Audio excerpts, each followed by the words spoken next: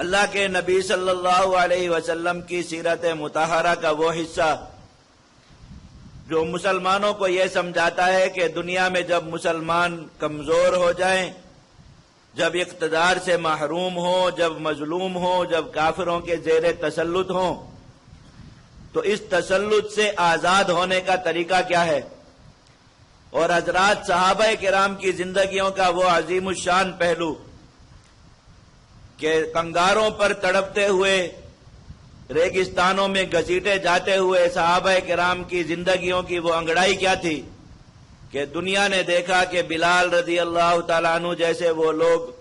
جو احد احد کی صدائیں لگاتے تھے اور مار کھاتے تھے، لا الہ الا اللہ محمد الرسول اللہ کا کلمہ پڑھتے تھے اور ستائے جاتے تھے،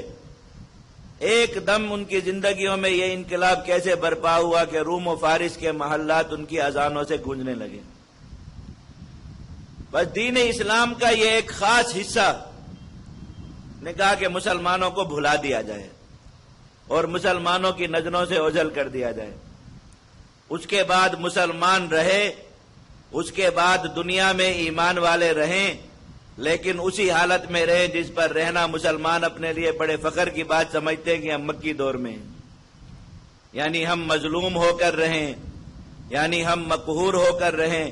یعنی ہم کافروں کے زیر تسلط ہو کر رہیں۔ اللہ تعالیٰ معاف فرمائے، مکی زندگی جیسا ایمان کا امتحان تھا، آج ہم کہہ تو دیتے بہت سے احکام سے جان چھڑانے کے لیے کہ ہم مکی زندگی میں ہیں، اگر مکی زندگی کا ایک دن یا چند گھنٹے بھی ہم میں سے کسی کی زندگی پر پیش آ گئے تو شاید یہ کلمہ لا الہ الا اللہ کی دولت بھی ہمارے پاس محفوظ نہ رہے، لیکن وہ دین کے احکام سے جان چھڑانے کا ایک بہانہ مسلمانوں کے ہاتھ میں۔ آج آخر کیا بات؟ قرآن مجید پڑھنے اور پڑھانے والے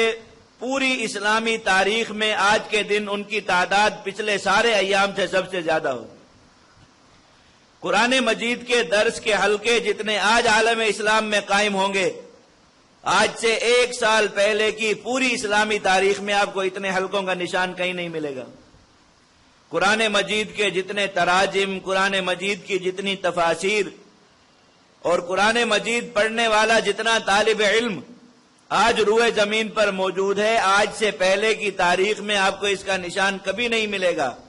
نبی کریم صلی اللہ علیہ وسلم کی سیرت مبارکہ پر آج اس سال کے اندر جتنے بیانات ہوئے ہوں گے، جتنا اس سیرت کو بیان کیا گیا ہوگا، جتنے لوگوں نے ان بیانات کو سنا ہوگا، شاید پیچھے کی تاریخ میں کبھی ان کی تعداد اتنی نہ ہو۔ اس کے باوجود اسلام ترقی کرنے کی بجائے تنزل کی طرف کیوں جا رہا ہے؟ مسلمان ترقی کرنے کی بجائے تنزل کی طرف کیوں جا رہا ہے؟ مسلمان بلندی کی بجائے پستی کی طرف کیوں جا رہا ہے؟ اس لیے کہ اس خاص حصے کو نظر انداز کیا جا رہا ہے جس کے اندر قوت و شوکت کا پیغام موجود ہے، جس کے اندر دنیا میں غلبے کا نصاب موجود ہے،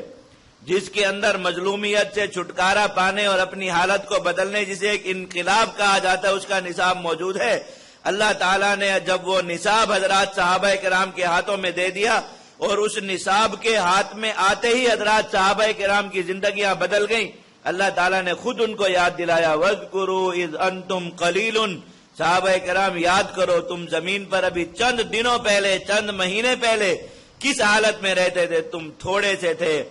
مستضعفون فی الارض، انتہائی کمزور تھے، تخافون ان یتخطفکم الناس، ہر وقت اپنی جان کے، اپنے ایمان کے، اپنی عزت کے خطرے سے دوچار تھے۔ اللہ رب العزت نے کون سا نصاب آج تمہارے ہاتھ میں دیا کہ خطرات سارے اب تمہارے دشمنوں کی طرف ہیں اور عزت اور رفعت کے دریا سارے تمہاری طرف ان کا رخ ہو گیا؟ اللہ رب العزت نے خود انہیں یاد دلایا، اس لیے یاد دلایا کہ انہوں نے اپنی آنکھوں سے اپنے دونوں حالات کا فرق دیکھا۔ انہوں نے 13 سال کی زندگی، 14 سال کی زندگی کو اپنے اس ایک سال کے ساتھ موازنہ کر کے دیکھا جس ایک سال میں اللہ رب العزت نے نصاب ان کے ہاتھ میں دیا اور زمین کی حالت بدلنے لگی۔ اللہ رب العزت نے اس لیے یاد دلایا تاکہ کبھی بھول نہ جائیں۔ یہ وہ پیغام ہے قرآن مجید کا جسے دورہ تفسیر آیات جہاد کے اندر بیان کیا جاتا۔ یہ قیامت تک مسلمانوں کو یہ بات سمجھانے کے لیے قرآن مجید میں موجود ہے کہ ایک مسلمان کو اگر ترقی کی منازل تیزی سے چڑھنی ہو، ایک مسلمان کو اگر اللہ رب العزت کا قرب یقینی طور پر اور بہت جلد پانا ہو،